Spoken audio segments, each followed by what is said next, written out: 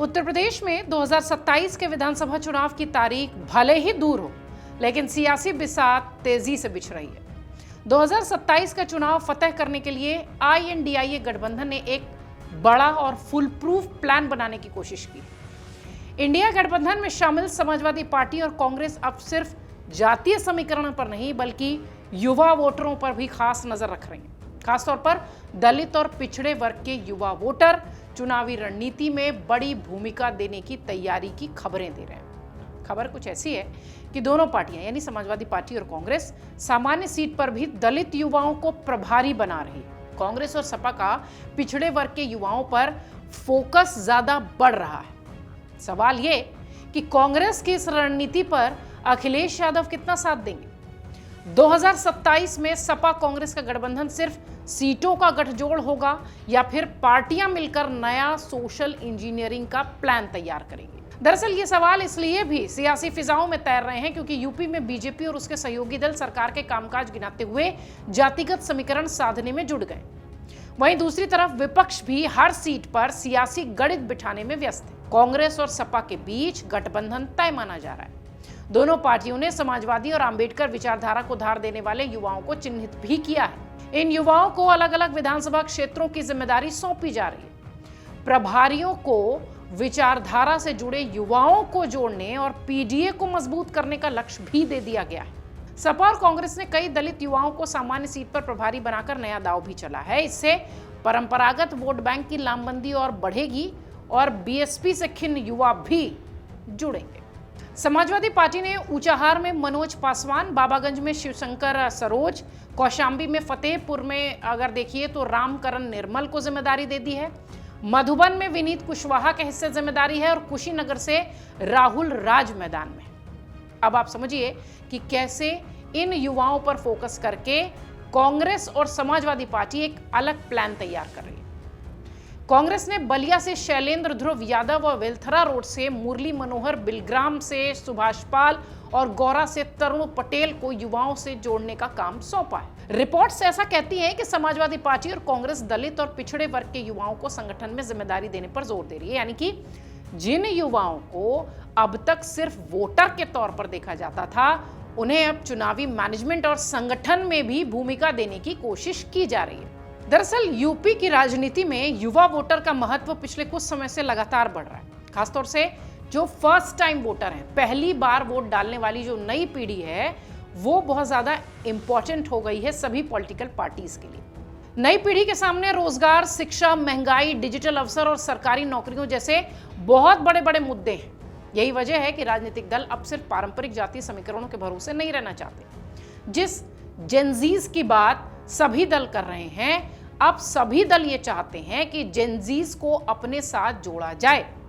इसके लिए जमीनी संगठन तक पर जोर तो दिया ही जा रहा है, सोशल मीडिया पर भी खूब काम हो रहा है। कांग्रेस भी इसी रणनीति के तहत यूपी में अपने संगठन के गांव को और बूथ स्तर तक मजबूत करने की कोशिश कर रही है। पार्टी की कोशिश है कि संगठन में युवाओं, महिलाओं और अलग अलग सामाजिक वर्गों को ज्यादा से ज्यादा तवज्जो दी जाए, जगह दी जाए।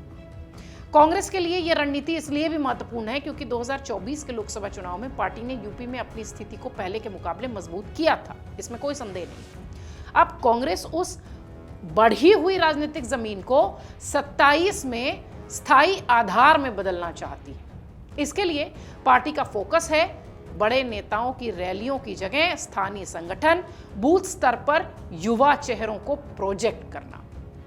रिपोर्ट्स तो यहां तक कहती है कि कांग्रेस नए संगठन में ऐसे जमीनी नेताओं को तलाश रही है या आगे लाना चाहती है जो लगातार जनता के बीच सक्रिय हों, युवा वोटरों के बीच जिनकी पहचान हो। लेकिन कांग्रेस की रणनीति का दूसरा हिस्सा अखिलेश यादव के लिए ज्यादा अहम है। यूपी की सियासत में 2027 के चुनाव को लेकर अभी तक कोई ऐलान नहीं हुआ है, लेकिन विपक्षी खेमे में रणनीति की राजनीति शुरू है। कांग्रेस युवाओं को, खासकर दलित और पिछड़े वर्ग के युवाओं को अपने बीच लाना चाहती है। अखिलेश यादव के सामने चुनौती है कि सपा के पारंपरिक सामाजिक समीकरणों को मजबूत रखते हुए कांग्रेस को जगह दी जाए, क्योंकि सवाल सिर्फ गठबंधन का नहीं है। सवाल यह है कि इस गठबंधन में हिस्सेदारी कितनी होगी, किसका वोट किसके खाते में ट्रांसफर होगा।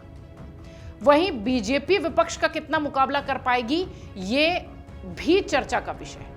विपक्ष की इस पूरी कवायद का सीधा मुकाबला बीजेपी से है, इसमें कोई संदेह नहीं है। बीजेपी भी यूपी में जातीय समीकरणों और संगठन को लेकर अपनी तैयारी तेज कर चुकी है। कुछ रिपोर्ट्स ये कहती है कि बीजेपी नेतृत्व ने यूपी के अलग अलग सामाजिक वर्गों से आने वाले सांसदों से मुलाकात कर जमीनी राजनीतिक फीडबैक लेने की कोशिश की है। यानी 2027 की लड़ाई में मुकाबला सिर्फ बड़े नेताओं के बीच नहीं है, बल्कि बूथ, जातीय समीकरण और युवा वोटर्स, इन तीनों मोर्चों पर उत्तर प्रदेश का चुनाव नजर आएगा। सबसे बड़ा सवाल यही है कि क्या दलित और पिछड़े जो वोटर्स हैं, युवा वोटर्स हैं, उनको संगठन की जिम्मेदारी देने से उनका वोट भी उसी अनुपात में कांग्रेस और सपा के खाते में आएगा?